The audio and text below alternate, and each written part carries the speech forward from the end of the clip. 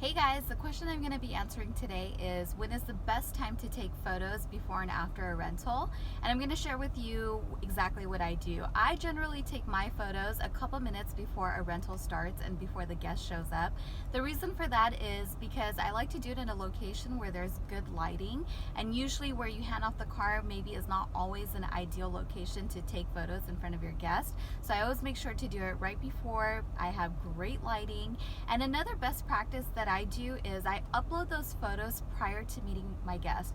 And the reason for that is when I do meet them, I always remind them to go through the check-in process on their end and to take photos and upload them to the reservation, so that when they go to do that, they already see my photos there and they can see how detailed I was in taking my pictures.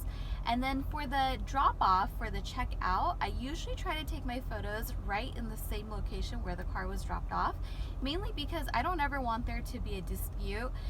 Say for example, if someone dropped off the car, then I drove it back home and I decided to take photos in my garage and I found some damage and I submit that for a claim. I don't want the renter to ever dispute it and say, hey, well, that's not where I dropped off the car, so maybe this damage was caused after the fact. So I always take them right where the car was dropped off in that same location, so it has really great documentation.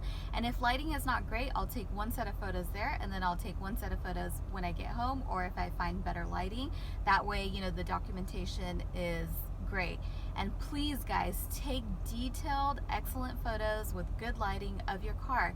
The reason for that being is because the last thing you want to happen is, you know, some sort of damage occurs, you go to file a damage claim, Turo looks at the photos that you submitted and they see that there is not adequate documentation of where the damage was, and they will not pay out on that claim.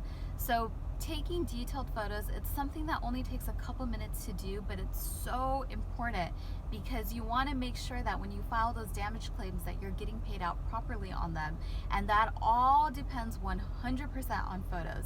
So take those great photos and you guys will have a seamless experience during your rental process.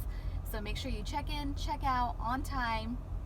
It's very important. And also, as a reminder, what I'm going to do is link one of my previous videos to this video, and in that video I show how to take proper photos, detailed photos, and exactly which points I take photos of my car of. So I'll link that right here so you guys can take a look at that and see how I do it. Thanks for watching, guys.